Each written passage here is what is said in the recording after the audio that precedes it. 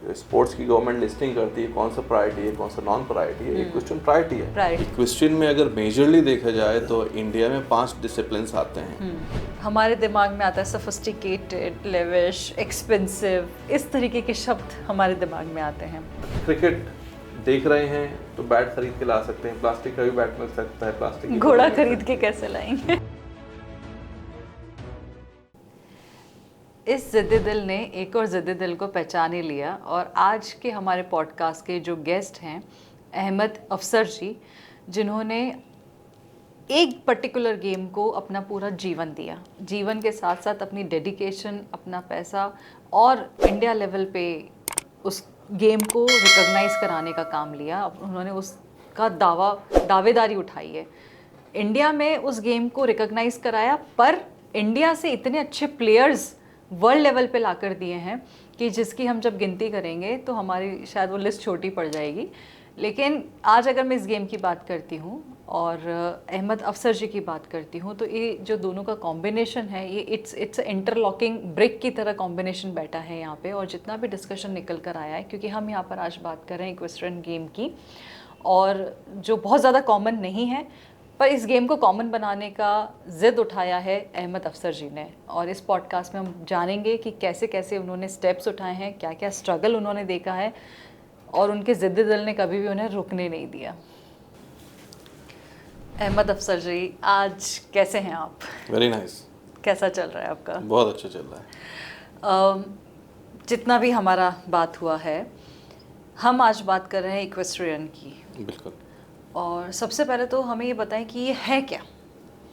Equestrian जो word है उसका माने है कि anything related to horse sports, यानी घोड़ों से रिलेटेड कोई भी स्पोर्ट्स है वो इक्वेस्ट्रियन है। ओके। राइडर भी है, उसे भी आप इक्वेस्ट्रियन कहेंगी। ओके। या ये कहेंगी he an equestrian enthusiast. Nice. Horse sports इसे पसंद है, उसका एंथुसियास्ट है, तो is an equestrian enthusiast. Okay. तो anything related to horses and horse sports is equestrian. So बहुत सारे स्पोर्ट्स देखने में आते हैं जिसमें हॉर्स इन्वॉल्व है, जैसे रेसिंग हो गया, पोलो हो गया है, बहुत सारी चीज़ें हैं। तो क्या हम उन्हें इसी कैटेगरी में लेंगे? यूजुअली इक्वेस्ट्रियन एक ही कैटेगरी में आप लेंगे सबको, लेकिन अब स्पोर्ट्स के पॉइंट ऑफ व्यू से बाइफर्केशन हो गया इस चीज़ का। बहुत टाइम से बाइफर्केशन है कि रेसिंग बिल्कुल different ball game all together है, कि जो गवर्निंग बॉडीज़ हैं वो सेपरेट हैं। टर्फ अथॉरिटी ऑफ इंडिया है वो रेसिंग देखती है, जो इंडियन पोलो एसोसिएशन है वो पोलो देखती है, जो पोलो बहुत ही इलीट समझा जाता है। रेसिंग अपने अलग अलग वजूहात से मशहूर है और अलग अलग जगह रेसिंग टर्फ्स हैं। और तीसरा है इक्वेस्ट्रियन जिसे कहते हैं, वो स्पोर्ट्स हॉर्स के जो ओलंपिक्स में हैं या एशियन गेम्स में हैं या जिनकी वर्ल्ड चैंपियनशिप होती है या जिन्हें इंटरनेशनल फेडरेशन रिकॉग्नाइज करती है। ओके। तो इक्वेस्ट्रियन में अगर मेजरली देखा जाए तो इंडिया में 5 डिसिप्लिन्स आते हैं। एक शो जंपिंग, जो हॉर्स हर्डल्स क्रॉस करके जाता है, घोड़ा जंप करता है अलग अलग जंप्स को। एक ड्रेसाज जिसमें राइडर हॉर्स का कॉम्बिनेशन एक एरिना में जज किया जाता है। ओके। एक इवेंटिंग जहाँ फिक्स जंप्स होती हैं, ट्री की बार के उसे जंप करके जाना है, जो नॉर्मल जंपिंग से डिफिकल्ट है। नॉर्मल जंपिंग में जंप गिर जाएगी, बल्लियाँ लगी हैं, अगर घोड़े का पैर टच हो गया तो गिर जाएगी। इवेंटिंग में अगर पैर टच हुआ तो घोड़ा भी गिरेगा, राइडर भी गिरेगा, क्योंकि वो फिक्स जंप है। बिल्कुल बिल्कुल। तो ये 3 मेन डिसिप्लिन्स हैं जो आपके ओलंपिक्स में भी हैं, आपके एशियन गेम्स में भी हैं, और मेजरली पूरी दुनिया में ये तीनों स्पोर्ट्स बहुत ज़्यादा पॉपुलर हैं और हर जगह चलते हैं। इनके अलावा एंड्योरेंस है, तो जिसके लिए स्पेशली घोड़े ट्रेंड होते हैं, तो FEI रिकॉग्नाइज है, जो इंटरनेशनल बॉडी है, इंटरनेशनल इक्वेस्ट्रियन फेडरेशन, उससे रिकॉग्नाइज है। उसके अलावा टेंट पेगिंग है, जिसमें घोड़ा स्पीड पे जाता है और एक पेग को उसे उखाड़ना होता है एक पर्टिकुलर टाइम में। तो ये 5 डिसिप्लिन्स इंडिया में हैं। उसके अलावा जो FEI रिकॉग्नाइज करती है, इंटरनेशनल इक्वेस्ट्रियन फेडरेशन, वॉल्टिंग है, रेनिंग है, पैरा गेम्स हैं इसमें, और ड्राइविंग है, पैरा ड्राइविंग है। तो बहुत सारे और डिसिप्लिन्स हैं इसमें, लेकिन मेजरली 3 और इंडिया में 5। ओके। बाकी और जगह भी हैं, 5 ही डिसिप्लिन्स हैं, कहीं 6 डिसिप्लिन्स हैं। यूरोप में आपको 8-10 डिसिप्लिन्स मिलेंगे। तो इस तरह से डिसिप्लिन्स ये जो हैं, जो ओलंपिक साइड पे आते हैं, वर्ल्ड चैम्पियन साइड पे आते हैं, जिसे इंटरनेशनल इक्वेस्ट्रियन फेडरेशन गवर्न करती है, वो इक्वेस्ट्रियन का पार्ट हो गया। अब पोलो एकदम डिफरेंट हो गया, पोलो को सिर्फ पोलो कहा जाता है कि he is a polo player, he is an equestrian usually नहीं कहा जाता। रेसिंग को जो है कहा जाता है कि ही इज अ जॉकी, वो रेस के लिए इस्तेमाल होता है। यहाँ हमारे यहाँ राइडर इस्तेमाल होता है इक्वेस्ट्रियन में। फाइन।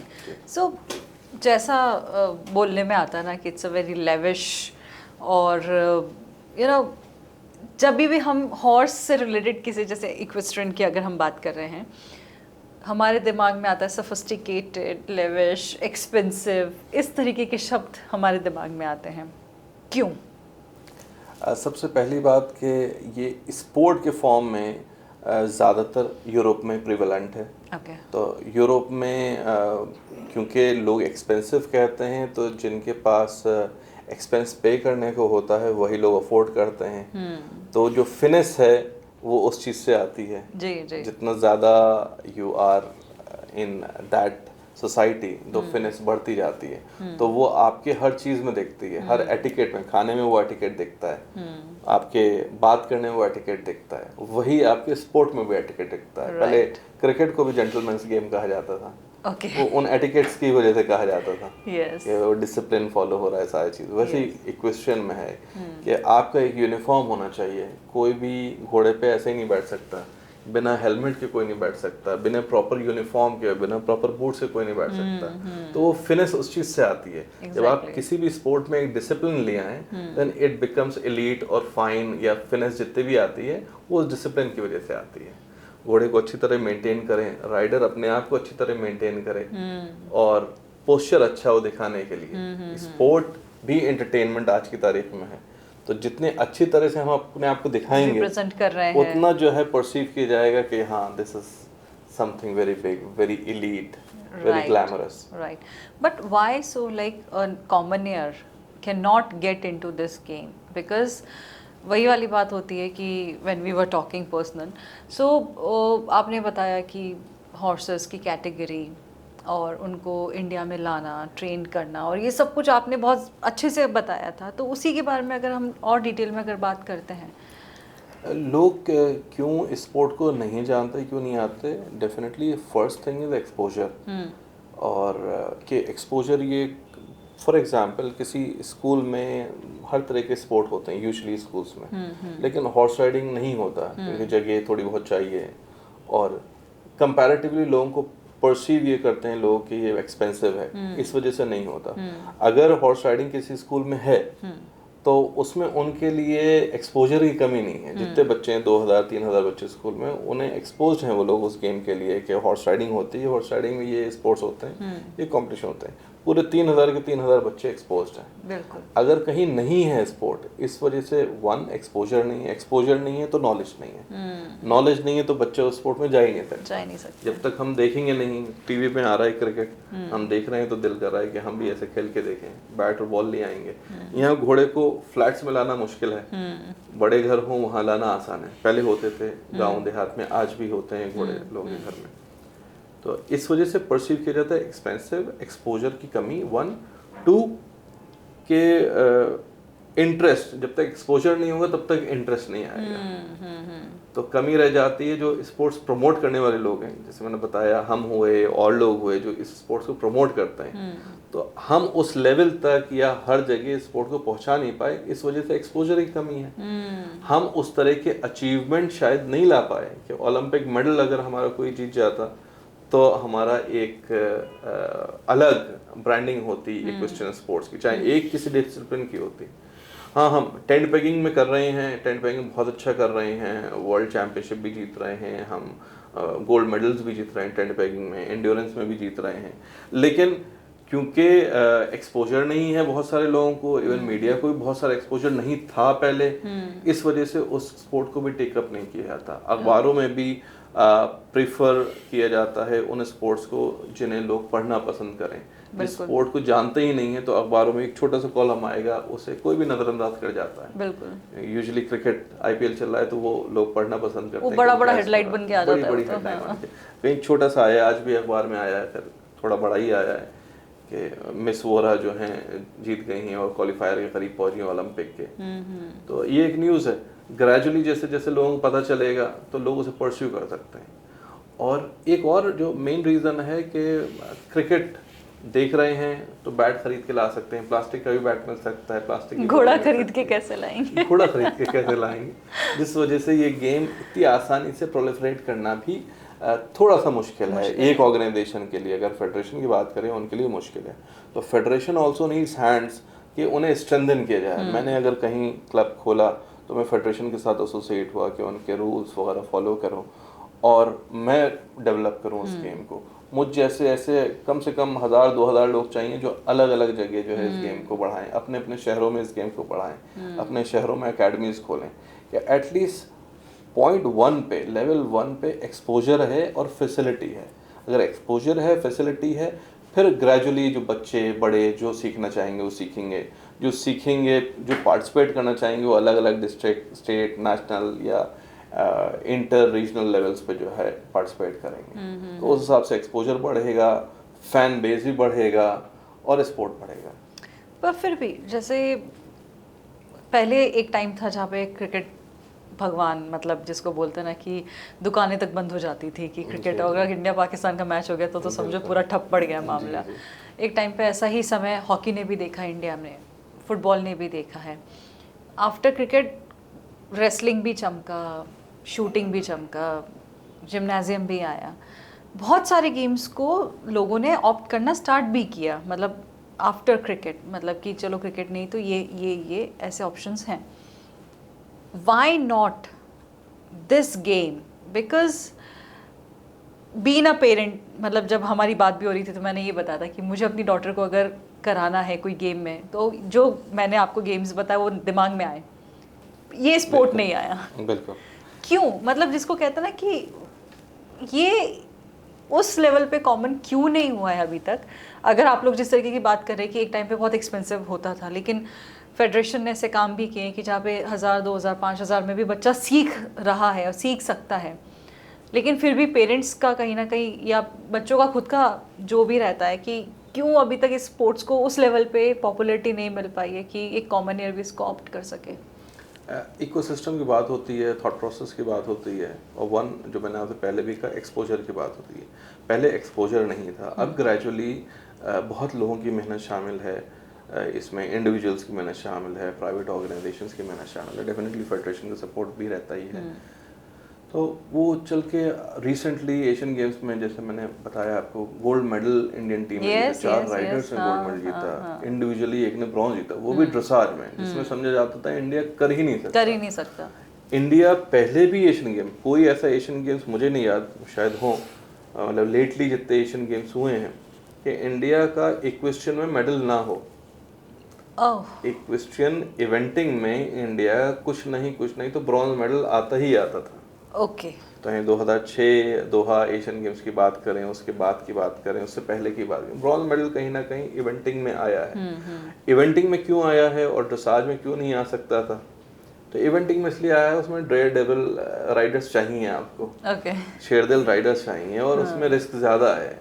जैसे शो जंपिंग की बात हुई, जंपिंग एरिना है पूरा, उस एरिना के अंदर आपको जंप कराना है। अगर किसी जंप से घोड़ा टच करता है तो कम चांसेस हैं कि घोड़ा गिरेगा, घोड़ा उसमें भी गिरता है लेकिन जंप गिर जाती है, तो घोड़ा टकराया भी हल्का था तो निकल गया। फिक्स जंप्स हैं इवेंटिंग में, उसमें अगर घोड़ा टकराया घोड़ा भी गिरेगा, राइडर भी गिरेगा, रिस्की अफेयर है। तो हमारी इंडियन आर्म फोर्सेस दुनिया की सबसे बेहतरीन आर्म फोर्सेस में हैं, तो वो ये रिस्क लेने को तैयार हमेशा रहती हैं, कोई भी रिस्क लेने को तैयार रहती हैं। इस वजह से प्रीडोमिनेंट रहा है इंडियन आर्म फोर्सेस में ये, और इंडियन राइडर्स ने बहुत अच्छा किया है। तो ये स्पोर्ट गवर्न भी इंडियन आर्मी ही करती रही है 1967 से, जब से equestrian federation of India form हुई है। तो कोई भी लेफ्टिनेंट जनरल या क्वार्टर मास्टर जनरल इसके प्रेसिडेंट रहे हैं, या इंडियन आर्मी चीफ इसके जनरल वो प्रेसिडेंट रहे हैं, तो उन्होंने इस स्पोर्ट को काफ़ी अच्छी तरह से गवर्न किया और इस लेवल तक लेके आए। लेकिन आर्मी में ही सीमित अगर स्पोर्ट रहेगा तो वही आपने जो सवाल पूछा कि एक्सपोजर लोगों को नहीं मिलेगा, क्योंकि आर्मी यूनिट्स में कोई भी आसानी से जा नहीं सकता। आर्मी यूनिट्स में कोई चैंपियनशिप्स हो रही हैं, उन्हें आसानी से जाके देख नहीं सकता। एक इंसान के अंदर डर भी रहता है, वहाँ सिक्योरिटी वाला रोक लेगा, और ऐसा कहीं इनविटेशंस नहीं आते ऐसे कॉम्पिटिशन्स के लिए। जी। जो पार्टिसिपेंट्स होते हैं वही जाते हैं या उनकी फैमिलीज जाती हैं और ख़त्म हो जाता बिल्कुल। है। मेन स्ट्रीम में कभी नहीं आए, इसीलिए पब्लिक पार्टिसिपेशन बहुत ज़रूरी था, सिविलियंस के इसमें आना बहुत ज़रूरी था। तो ग्रेजुअली, जैसे मैंने कहा, एशियन गेम्स में हमेशा आर्म फोर्सेस के रहे, लेकिन जकार्ता एशियन गेम्स में सिविलियन जीता सिल्वर मेडल, अभी सारे सिविलियंस जीते। इंडिया से बाहर ट्रेनिंग ली, वहाँ से घोड़े किराए पे लिए, उन्हीं घोड़ों को लेके आप चाइना गए, वहाँ आपने कम्पीट किया और फिर जीता। तो पहले इंडिया को नहीं समझा जाता था कि ड्रेसाज में या शो जंपिंग में जीतेंगे लोग, लेकिन लोग जीत रहे हैं। एग्जैक्टली। तो गोल्ड मेडल मिल रहा है, तो ग्रेजुअली एक्सपोजर मिलना शुरू हुआ है। एक्सपोजर कहाँ से आता है? अचीवमेंट से। क्रिकेट भी बहुत ज़्यादा मशहूर नहीं था जब तक 83 वर्ल्ड कप नहीं जीता था। जी जी जी। तो हम लोगों की जो स्पोर्ट्स में इन्वॉल्व हैं, जो स्पोर्ट्स प्रोमोटर्स हैं या जो स्पोर्ट्स पर्सन्स रहे हैं, उनकी जिम्मेदारी भी है और हमारी कोशिश भी है कि हम किसी तरह से एक्सेल करके एक लेवल पे पहुंचें जहां से लोग देखें और उनका इंटरेस्ट खुद जनरेट हो। कोई 100 किलोमीटर दूर रहता है और वो एक एकेडमी में आ रहा है, कल को थोड़ा 1 साल 2 साल में राइडर बन गया, ही कैन हिमसेल्फ और herself start an academy at his place. Right. क्योंकि जो मिथ है कि बहुत ज़्यादा एक्सपेंसिव है, बेसिक राइडिंग सीखना बहुत ज़्यादा एक्सपेंसिव नहीं है। हाँ। जो आप क्रिकेट एकेडमी में दे रहे हैं उससे सस्ता ही होगा। कहीं कहीं बैडमिंटन एकेडमी में जो आप फी दे रहे हैं उससे सस्ता ही होगा। शूटिंग एकेडमी कहीं कहीं पैसे दे रहे हैं उससे सस्ता ही होगा। बेसिक राइडिंग की बात कर रहा हूँ। प्रोफेशनल लेवल पे कोचेस पे डिपेंड करता है, काइंड ऑफ हॉर्सेस पे, हॉर्सेस की ट्रेनिंग पे डिपेंड करता है कि आप कैसे जा रहे हैं। लेकिन स्टेट लेवल तक बेसिक राइडिंग के लिए anybody and everybody can start doing it. तो एक्सपोजर बढ़ रहा है ग्रेजुअली, और हम 2010 से हम खुद देख रहे हैं, जब से हम इवेंट्स करा रहे हैं इंटरनेशनल नेशनल इवेंट्स इंडिया में, कि सिविलियन पार्टिसिपेशन बहुत ज़्यादा रैपिडली बढ़ा है। अगर पहले फिंगर टिप्स में 12-15 अकेडमीज थी इंडिया में प्राइवेट, तो आज 12-15 हज़ार अकेडमीज हैं प्राइवेट। उनमें से कई 100 फेडरेशन से भी रजिस्टर्ड हैं, और बहुत सारी ऐसी हैं जिन्हें ना फेडरेशन जानती है, ना हम भी नहीं जानते हैं। बहुत सारे स्कूलों में अकेडमीज रन कर रही हैं, बहुत सारी प्राइवेट अकेडमीज रन कर रही हैं, तो हज़ारों अकेडमीज हो गई। तो मशरूमिंग हुई है, ये स्पोर्ट बढ़ा है, और ग्रेजुअली जैसे जैसे मेहनत चलती रहेगी इंडिविजुअल राइडर्स की, स्पोर्ट्स प्रोमोटर्स की, वैसे और उस लेवल पे जिस पे आप कह रही हैं देखने, वो आ सकते हैं। लिमिटेशन ये ज़रूर रहेगी कि हम प्लास्टिक का बैट या एक लकड़ी का बैट और बॉल लेके हम अपनी गली में खेल रहे हैं या उसमें कर लें, वो लिमिटेशन रहेगी। और लिमिटेशन गवर्नमेंटल लेवल पे भी रहेगी। गवर्नमेंट बहुत सपोर्ट करती है सारे स्पोर्ट्स को। इक्वेस्ट्रियन भी गवर्नमेंट का प्रायोरिटी स्पोर्ट है। स्पोर्ट्स की गवर्नमेंट लिस्टिंग करती है कौन सा प्रायोरिटी है, कौन सा नॉन प्रायोरिटी है। इक्वेस्ट्रियन प्रायोरिटी है। क्यों? मेडल्स मिल रहे हैं। टेंट पेइंग की मैं बात करूं, हम 2015 में अबू धाबी गए, इंडियन टीम, बहुत सारों को लगा कि इंडियन टीम अबू धाबी में जाके उनके अरबी घोड़ों पे और क्या करेगी। और हमारे साथ इंडियन राइडर्स जो थे, I was a coach of the team, Indian team champion बनी। ऑस्ट्रेलिया थी आपके खिलाफ, यूएई जो होम टीम आपके खिलाफ थी, सऊदी अरेबिया आपके खिलाफ, कुवैत बहरीन आपके खिलाफ, लेकिन आप तब भी चैंपियन टीम निकल के आ रहे हैं। सो टैलेंट की कमी नहीं है, सिर्फ एक्सपोजर की कमी है। इवन जो बेस्ट प्लेयर्स हैं उनके पास भी एक्सपोजर की कमी है। They also need to travel to different places, they need to be able to ride horses which are not their horses. Tent paying में borrowed horses पे होता है, शो जंपिंग ड्रेसाज इवेंटिंग में अपने ही घोड़ा आपको ट्रांसपोर्ट करके ले जाने पड़ते हैं। तो ये लिमिटेशन थोड़ा सा स्पोर्ट का है, जिस वजह से गेम नहीं बढ़ पा रहा है या नहीं उस लेवल पे पहुंच पाया है। फुटबॉल में टीम को फ्लाइट में बिठाया और टीम पहुंच गई। इसमें टीम को तो बिठाना ही है, उनके घोड़ों को भी बिठाना, और टीम से 20-25 गुना ज़्यादा खर्चा है घोड़ों का ट्रांसपोर्टेशन। तो ये एक लिमिटेशन है और कोई लिमिटेशन नहीं है। उसके अलावा गवर्नमेंटल लेवल पे अगर आप देखें, अनफॉर्चुनेटली हिंदुस्तान इतना बड़ा कंट्री है, दुनिया की सबसे बड़े कंट्रीज में आता है, सुपर पावर है, हमारे पास एक भी इक्वेस्ट्रियन स्टेडियम नहीं है पूरे देश में। जो फैसिलिटीज हैं इक्वेस्ट्रियन की, वो या तो इंडियन आर्म फोर्सेस के पास हैं या आर्मी के यूनिट्स हैं जहां अलग अलग इवेंट्स आप कर सकते हैं, या कुछ छोटी छोटी प्राइवेट अकेडमीज हैं, बहुत बड़ी प्राइवेट अकेडमी नहीं, छोटी छोटी, लेकिन वो स्पेक्टेटर जहां बैठ सकें ऐसी कोई जगह आपको नहीं मिलेगी। 100, 200, 300 लोग बैठ जाएं वैसी जगह मिल जाएगी, लेकिन स्टेडियम होता है जिस वजह से आप स्पोर्ट्स को प्रमोट कर सकते हैं, वो गवर्नमेंटल लेवल पे ही हो सकता है। या तो कोई बड़ा बिजनेस हाउस से जुड़े, जिंदल साहब हैं, इससे जुड़े कि नहीं we want to create an stadium. Jindal साहब ने बहुत अच्छा क्रिएट किया हुआ, अपनी पोलो फैसिलिटी अपनी यहाँ बहुत अच्छी पोलो फैसिलिटी है। इक्वेस्ट्रियन के लिए और बढ़ाने के लिए इसे टीवी पे आना होगा, आता भी है अक्सर, और इसका फैन बेस बढ़ाना पड़ेगा। फैन बेस बढ़ाने से पहले उसके प्लेयर्स बढ़ाने पड़ेंगे। हर जगह इतने प्लेयर हो, हर स्कूल में 4 बच्चे राइडिंग कर रहे हैं, तो उस स्कूल के बच्चों को मालूम होगा कि घुड़सवारी या इक्वेस्ट्रियन भी कोई खेल है। और मैं कहती हूँ कि उनकी इस गेम के हीरोज को भी लाइमलाइट में लाना पड़ेगा, क्योंकि हर किसी के लिए एक इंस्पिरेशन होना बहुत ज़्यादा ज़रूरी है। जब तक वो इंस्पिरेशन उनके सामने नहीं दिखेगी वो आगे बढ़ने का नहीं सोचेंगे। वो बिल्कुल बहुत अच्छी बच्चियां हैं जो बहुत अच्छा कर रही हैं, इंटरनेशनल लेवल पे बहुत अच्छा कर रही हैं। तो वो भी अभी एक बच्ची है सुदीप्ति हजेला जिसने एशियन गेम्स में जीता था, वो अपने स्कूल जाती है तो बच्चों को मोरल बढ़ता है, people look up to her कि ऐसा बनना है। और भी बहुत सारे प्लेयर्स हैं, हरियाणा पुलिस में कुछ राइडर हैं, सुरेश कुमार है, मतलब India longest serving player for equestrian tent pegging, मतलब highest medal winner for the country, but nobody knows him. Yes, कि इंडिया के लिए इतने मेडल लेके आया। ऑफ कोर्स इंडियन गवर्नमेंट ने उन्हें अवार्ड भी दिया है, हरियाणा गवर्नमेंट ने भी अवार्ड दिया, but nobody knows him. People will know them. Equestrian fraternity जो है वो जानती है उन्हें। Outside the fraternity nobody knows him. अखबारों में भी आया होगा, लेकिन क्योंकि the sport is not so common, इसीलिए people do not pay that heed और attention to that. You can take more names, so even we can और people can get to know. बहुत सारे लोग हैं। मैं अपने टेंट पेगिंग की बात करूं, टेंट पेगिंग में अजय सावंत को अर्जुन अवार्ड मिला है 2020 में, तो अर्जुन अवार्ड भी इनके से मिल रहे हैं। और आपके फवाद मिर्जा एक बहुत अच्छा राइडर रहा है, और मतलब Jakarta Asian games silver medal, team silver medal और इंडिविजुअल सिल्वर मेडल, तो आइकॉनिक फिगर है। एक कर्नल जे.एस. अहलूवालिया पहले थे, इंद्रजीत सिंह लांबा साहब थे जो ओलंपियन थे, इंडिया फर्स्ट ओलंपियन, तो ऐसे लोग रहे हैं। और कर्नल जी.एम. खान थे जिन्होंने अर्जुन अवार्ड जीता और स्पोर्ट के लिए बहुत राइट टू लिव एकेडमी चलाया करते थे व्हेन ही वाज अलाइव। तो लोगों ने अपनी तरफ से जो जो अचीव किया उसके बाद कंट्रीब्यूट भी पूरा करने की कोशिश की। स्पोर्ट की ब्यूटी भी ये है, ये ज़्यादातर मैं देखता हूँ ज़्यादातर स्पोर्ट्स की ब्यूटी है, जब लोग अचीव कर लेते हैं फिर वो अपनी सोसाइटी को उस गेम को बढ़ाने के लिए बहुत कुछ अवेयरनेस क्रिएट करते हैं। तो जितने भी इक्वेस्ट्रियन एंथुसियास्ट रहे हैं, जितने प्लेयर्स रहे हैं, कोचेज रहे हैं, उनकी कोशिश यही रही है कि गेम किसी तरह बढ़े। आज हमें नहीं पूछ रहा कोई कल को, लेकिन हमारे स्पोर्ट को और हमारे जो स्पोर्ट स्टार्स होंगे स्पेशली जो कंट्री के लिए अचीव करके ला रहे हैं, तो उन्हें उनका ड्यू रिकॉग्निशन मिलेगा। ट्रू। आप कैसे आ गए इस स्पोर्ट्स में?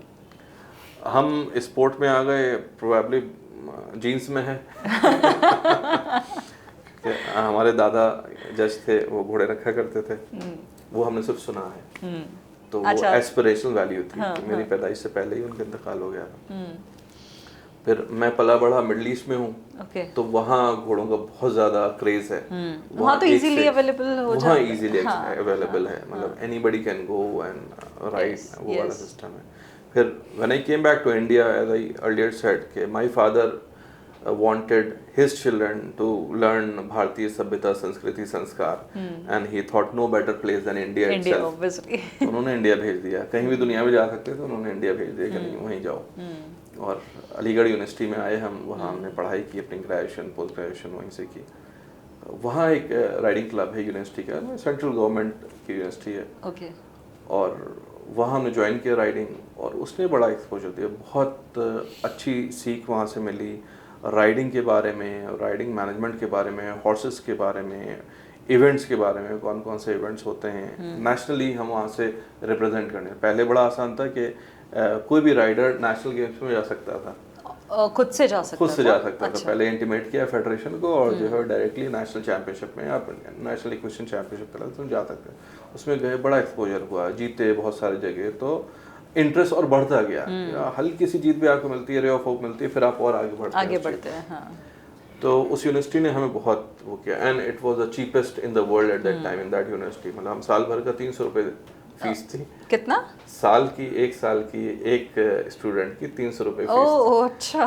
तो उस वक्त एक दिन का खर्चा हमारा उससे ज्यादा का था। हाँ बिल्कुल, वही साल भर का अगर आप देखते हैं तो ये तो कुछ पैसा में जाएगा फिर उसका। तो ऊपर से अगर आप अच्छे राइडर हैं, आप अचीव करके ला रहे हैं, तो आपको 2000, 3000, 5000 की स्कॉलरशिप मिलती थी। Very nice. तो इसलिए जो है वहाँ ये प्रीडोमिनेंटली ये स्पोर्ट बहुत ग्रो किया, कि वहाँ हर ईयर में 100-125 राइडर्स रहते थे, और उनमें से कुछ 10-15 राइडर्स नेशनल तक निकल के आते थे। राइट।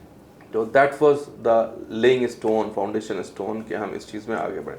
जब नेशनल में आते थे तो वी फेल्ट द नीड कि भाई कोई नहीं जानता, आए हम नेशनल खेलने आए हैं, छोटा भी किसी कबड्डी का नेशनल इवेंट होता है तो उसमें इतने सारे स्पेक्टेटर्स होते हैं। हम गए आर्मी पोलो राइडिंग क्लब में, वहाँ खेल रहे हैं, टेंट पे ही खेल रहे हैं, कोई देखने वाला ही नहीं है, कोई नताली हो जाने वाला, इतना भी अच्छा परफॉर्मेंस कर दिया आपने, ना कोई अखबार में आने वाला है। आप नेशनल चैंपियन भी हो जाएं तो अखबार में नहीं आते। मेरे ख्याल में आप रिसेंट पास्ट में आपने पिछले 5-10 साल में नहीं देखा होगा अखबार में कि ये नेशनल चैंपियन इक्वेस्ट्रियन का है। बिल्कुल। इंटरनेशनल अचीवमेंट आए तो अखबार में आ सकता है। बिल्कुल। और वो भी पीआर के थ्रू आसानी से आता है, वरना जनरली नहीं आता कि अखबार खुद जाए कि भाई क्या अचीवमेंट है आपका।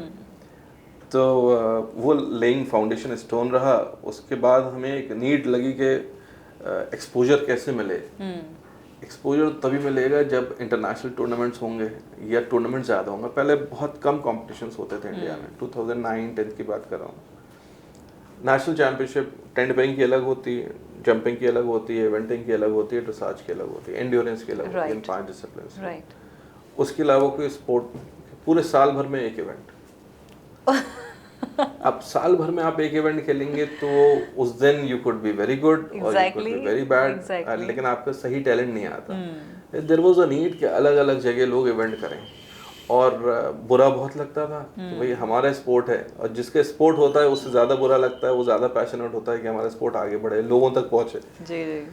तो हमने मुहिम उठाई, हमारा MBA कंप्लीट हो गया कि हम इस एक इंटरनेशनल इवेंट हम करेंगे और एक नेशनल इवेंट हम उससे पहले करेंगे, जिसमें सब जितने भी लोग हैं हम ऐसी जगह पे करेंगे कि वहाँ लोग आके देख सकें ये स्पोर्ट क्या है। लोगों को पता ही नहीं है स्पोर्ट क्या है। हम कहते हैं हम इक्वेस्ट्रियन, हम कहते घुड़सवार, उनका अच्छा रेसिंग में हो गए, पोलो खेलते हो गए, हाँ, बस यही पोलो मालूम है या रेस मालूम है कि वो रेसिंग को तो और गलत उससे लेते हैं कि तुम बैटिंग करते हो। तो हम लोग बिल्कुल नहीं, हम पाकीज़ा लोग हैं। हम जो इक्वेस्ट्रियन वाले हैं, और हम एलीट इतने भी नहीं है कि हम पोलो खेलें। पोलो भी खेलते थे हम कि हमारे ट्रेनिंग में भी पोलो और सारी चीज़ें थी। तो हमने तहिया किया कि हम एक नेशनल एक इंटरनेशनल इवेंट कराएंगे। फेडरेशन में आ गए, फेडरेशन को लगा ये अभी नेशनल खेले हुए बच्चे हैं, ये क्या इंटरनेशनल इवेंट यंग ब्लड है अभी और गर्म खून है। लेकिन बहुत हमने कोशिशें की, बहुत परेशानियां आई, लेकिन मिनिस्टर्स के पास तक चले गए, आर्मी चीफ के पास तक चले गए कि नहीं हमें करना है, क्या वी वांट टू प्रूव कि इंडिया कैन डू। हम कैसा भी करें, हो सकता है बहुत अच्छा इवेंट ना हो। तो कार बेची अपनी। अच्छा। बहुत सारी चीज़ें की, मतलब पूरे प्रोसेस में हर इंसान की ज़िंदगी में, हर स्पोर्ट्स पर्सन की ज़िंदगी में बहुत सारी चीज़ें होती हैं जो उसे करनी पड़ती हैं। बिल्कुल, मतलब आप तो ज़िद्दी दिल की एक मिसाल बन के आ गए कि अपनी कार भी बेच दी। और हाँ, कार भी, उससे पहले भी जब आप राइडिंग क्लब के कप्तान थे तो हम चाहते थे उसकी हिस्ट्री, राइडिंग क्लब में 150 बच्चा है और इतने अचीवमेंट है, नेशनल चैंपियन रहे हैं, कहीं रिकॉर्ड नहीं है। तो मैगजीन उसकी निकालने में तो वाइस चांसलर परमिशन नहीं दे रहे हैं कि नहीं सर फंड्स नहीं मिलेंगे मैगजीन के लिए। तो फंड्स रेज करना शुरू किए, और घुड़सवारी को एक यूनिवर्सिटी के क्लब को कौन फंड देगा। लेकिन ग्रेजुअली पीपल केम, अब बहुत परेशानी है, उसमें बहुत सारी मुशक्क़तें की। नेशनल इवेंट जब करने जा रहे थे, वी हैड नो स्पॉन्सर। पहला इंटरनेशनल और नेशनल इवेंट जब करने जा रहे थे, we were having 14 countries participating and no sponsor and not a single sponsor. और इतना हम भागे दौड़े कि हिंदुस्तान के जो उस वक्त के पीक टाइम स्पॉन्सर्स थे, विजय माल्या साहब, किंगफिशर, उन तक के पास गए, आप सहारा के पास गए, तो जो बड़े बड़े स्पॉन्सर्स सबके पास गए, और हर जगह से हमें ना मिली कि भाई क्या है ये। इक्वेस्ट्रियन वही समझ में नहीं आता, फिर टेंट पेगिंग वो तो बिल्कुल ही समझ में नहीं आता कि ये क्या है। तो खैर, लेकिन स्पॉन्सर नहीं थे, सारी चीज़ें नहीं थी। दोस्तों ने मिलके, बड़ा दोस्तों ने साथ दिया, अपना सारा काम काज छोड़ के, हमारे अलीगढ़ से दोस्त आ रहे हैं, इधर से आ रहे हैं, उधर से, उन्होंने अलग हॉस्पिटैलिटी इंटरनेशनल टीम की, बहुत सारी चीज़ें होती हैं कि नेशनल इवेंट को ऑर्गेनाइज करना है। हमने किया सेंट्रली लोकेटेड जगह पे, नोएडा स्पोर्ट्स स्टेडियम में। तो वहाँ मॉर्निंग वॉक करने लोग आते थे, इवनिंग वॉक करने लोग आते थे। जो मॉर्निंग वॉक करने आते थे वो इवनिंग तक नहीं जाते थे, वहीं रहते थे। बिकॉज हमारा गेम सुबह शुरू होता था 7 बजे, बीच में 2 घंटे का ब्रेक, उसके बाद फिर शुरू होता था। और people used to look at the sport with awe कि यार ये तो हमने कभी देखा ही नहीं है। तो तब उसमें जो पैशन हमारा था, पैशन में एक रे ऑफ होप आई हमारे पास कि भाई लोगों को इंटरेस्ट है, लोग देख रहे हैं, लोग देखेंगे। इट इज जस्ट जैसे अंग्रेजी कहावत है, there is no shortage of talent, there is shortage of talent that can recognise talent. Exactly. उस हिसाब से हमने कहा there is no shortage of spectators, करने वालों की कमी है। तो हमने डिसाइड किया हम हर साल जो है एक नेशनल इंटरनेशनल इवेंट करेंगे, लड़ झगड़ के फेडरेशन से बहुत लड़ाई हुई, आर्म फोर्सेस बैकग्राउंड के लोग, और हमने बिल्कुल अगले साल भी फिर किया, तो 2012 में भी किया, उसमें भी कई टीम आई। 2013 में जो हमने इंटरनेशनल इवेंट किया ताऊ देवीलाल स्टेडियम गुड़गांव में, we had 17 international teams and till date it is a record in equestrian tent pegging के 17 country, even international federation for tent pegging वो भी नहीं अचीव कर पाई 2013 से 2024 तक। तो पैशनेट बहुत ज़्यादा थे, हर टीम को इंडिविजुअली इनवाइट करना, फेडरेशन के बहुत सारे काम होते हैं, ministry of external affairs, ministry of home affairs, ministry of sports, बिना फंडिंग के ये काम करना।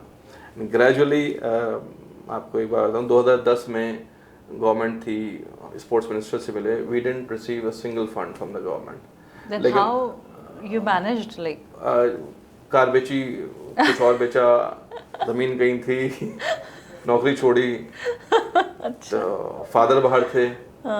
हमारे साथ तो ये अच्छी बात थी कि फादर बाहर थे, वो बहुत सपोर्टिव थे।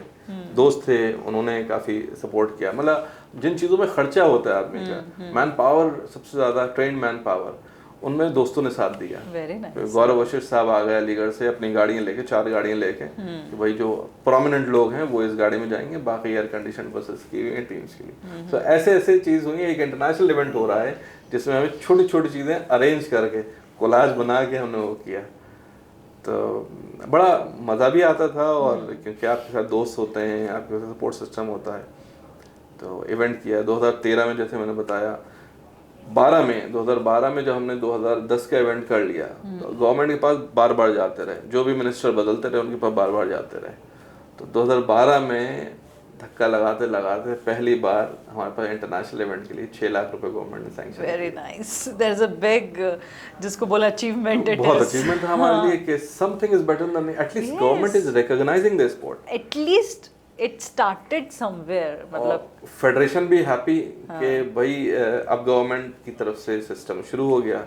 फिर 2013 का इवेंट किया, उसमें भी 6 lakh was small amount, but at least a considerable amount के हमारे बसेस का खर्चा निकल रहा था, और हमारे साथ गवर्नमेंट इन्वॉल्व थी। पहले गवर्नमेंट का आता था at no cost to government, approval मिल गया at no cost to government, अब आने लगा।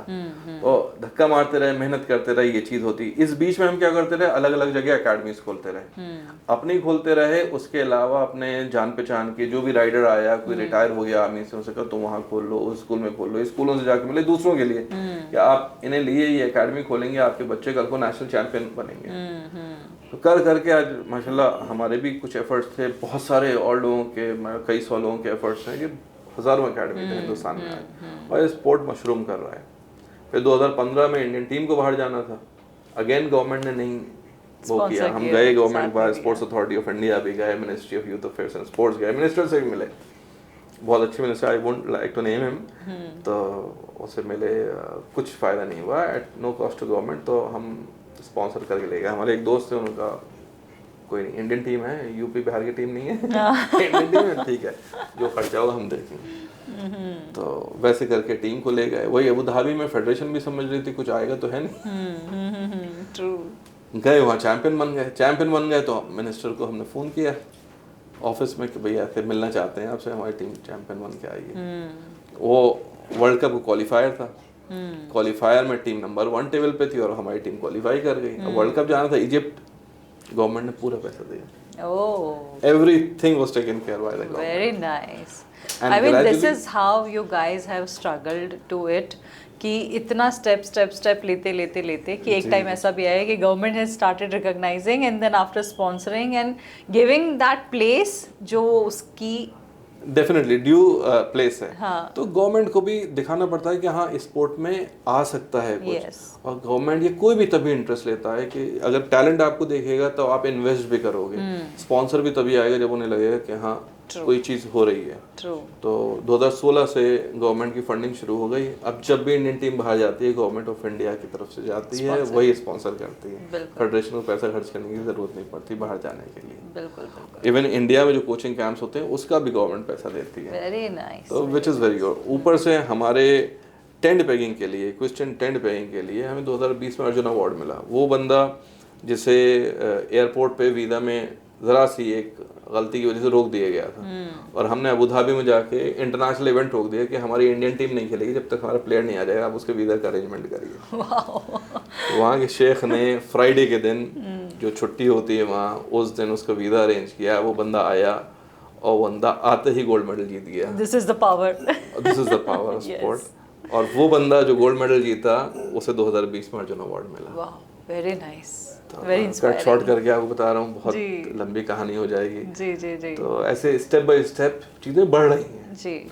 और आगे बढ़ती रहेंगी। मतलब जितने भी लोग हैं सब लोग अपना अपना थोड़ा थोड़ा भी कंट्रीब्यूट करेंगे। सिर्फ ग्राउंड लेवल पे अपनी एकेडमीज खोलना शुरू कर दें, बच्चों को सिखाना शुरू कर दें और सही सिखाना शुरू कर दें। पर इन बहुत ज़्यादा कमर्शियल ना हो, बिल्कुल पैसे लें, सारी चीज़ें करें, लेकिन एटलीस्ट सही रास्ते दिखाएं। अपना एक लेवल है कि यहाँ तक हम हैं, इससे आगे वो है, तो वहाँ उन्हें बताएं, उन्हें रूट दिखाएं कि आगे उन्हें कहाँ जाना चाहिए। I agree. पर क्या होता है, जैसे ये भी हुआ, लेकिन कहीं ना कहीं मुझे एक चीज़ ये भी लगती है कि because I am a parent, right, so there will be so many questions कि मेरे बच्चे की सिक्योरिटी का क्या, बिकॉज वो एक लाइव थिंग के साथ में डील कर रहा है, राइट, जिसका खुद का भी कहीं ना कहीं एक दिमाग होगा या उसके सेंसेस होंगे जो किसी चीज़ पर रिएक्ट करेगा।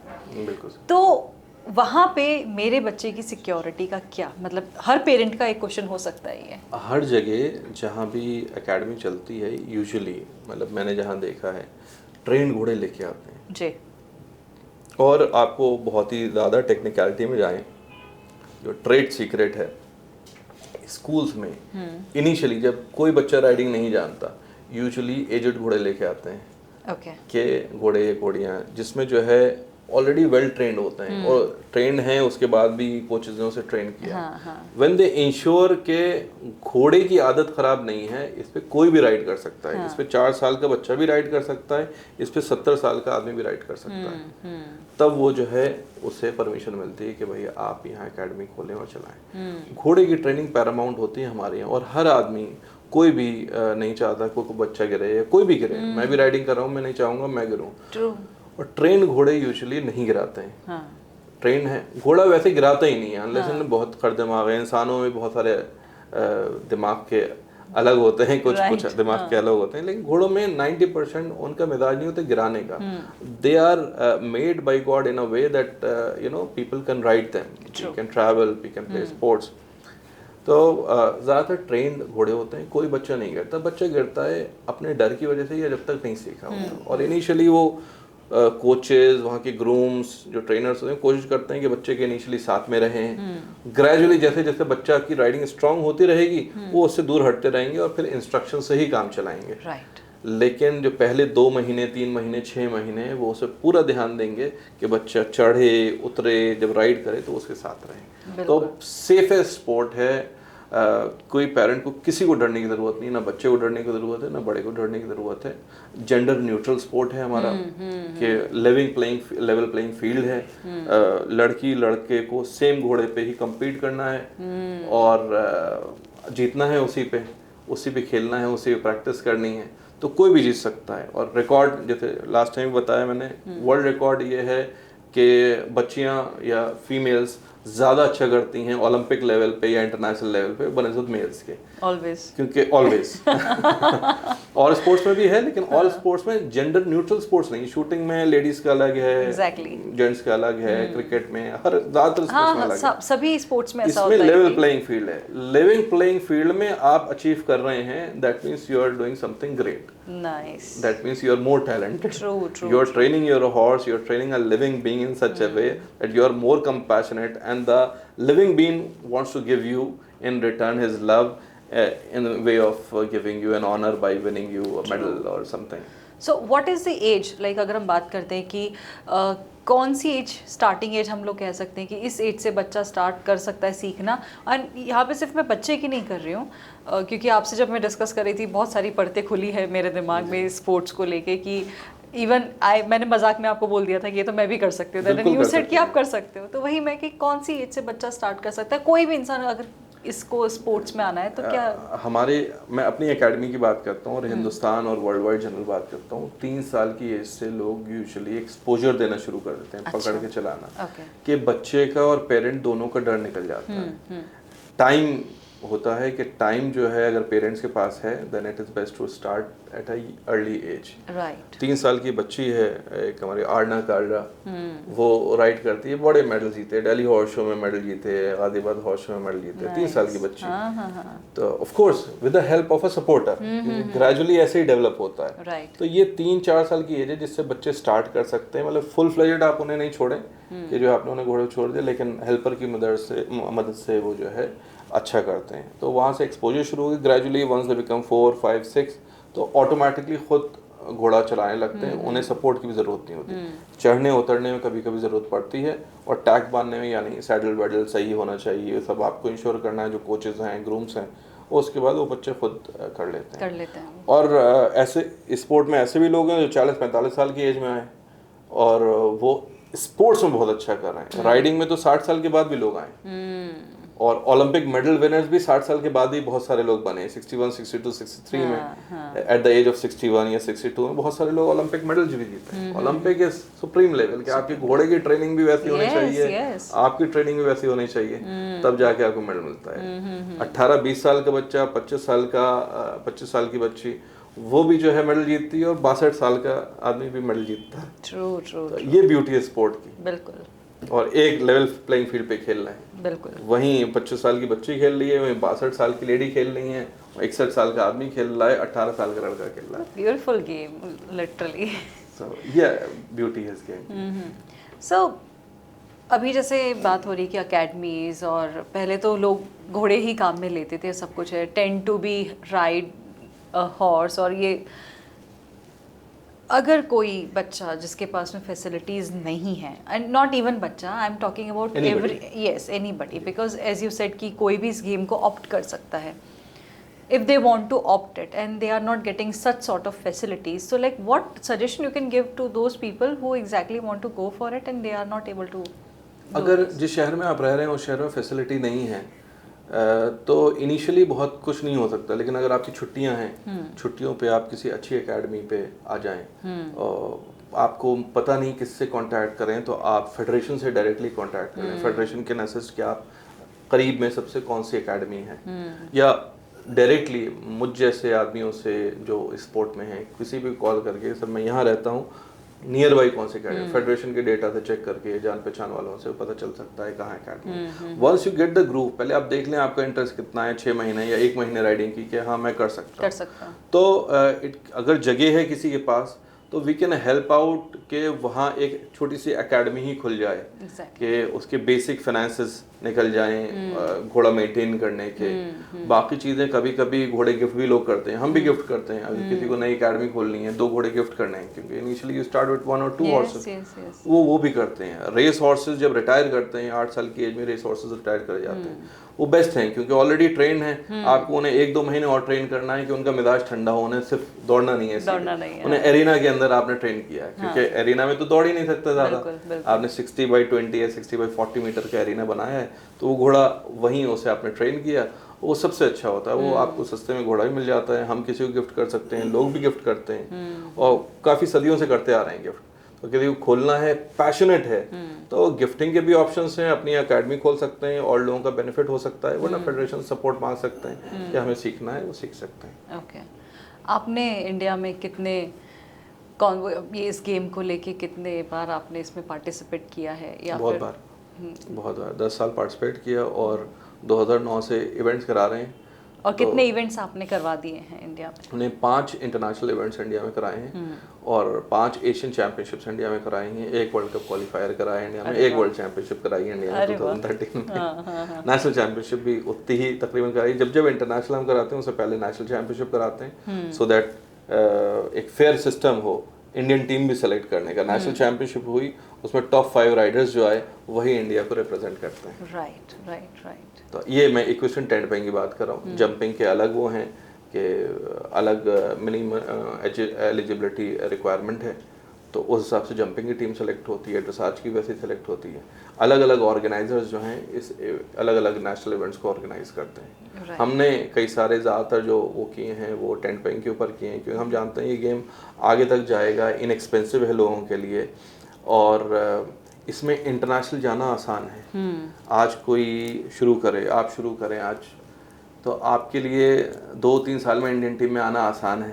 अभी कर लेते हैं बनिस्बत शो जंपिंग में इंडियन टीम में आना या ड्रेसाज में इंडियन टीम में आना। Right right. तो जो चीज़ का फ्यूचर दिखे कि हाँ इसमें ईज ऑफ डूइंग थिंग्स है, तो उस चीज़ को हम ज़्यादा प्रेफर करते हैं, और जो इनएक्सपेंसिव भी हो, कि जिसके लिए आपको करोड़ों घोड़ा नहीं चाहिए, लाखों घोड़ा नहीं चाहिए, आपको सस्ते में काम हो जा रहा है, तो उसमें ज़्यादा हम बल्क जोड़ सकते हैं। हमारे ज़्यादातर मेडल्स भी जो जूनियर नेशनल चैंपियनशिप में बच्चों के, वो भी टेंट पेइंग में हैं, और जो नेशनल मेडल्स भी हैं वो भी टेंट पेइंग में, इंटरनेशनल मेडल्स भी हैं वो भी टेंट पेइंग में। आप सारे एशियन गेम्स, सारे ओलंपिक्स में लाएं, सबसे ज़्यादा मेडल टेंट पेइंग में इंडिया के आए, लेकिन सबसे ज़्यादा डी रिकॉग्नाइज वही है। मतलब रिकॉग्नाइज है, लेकिन बहुत ज़्यादा उसे मान्यता नहीं मिली हुई है।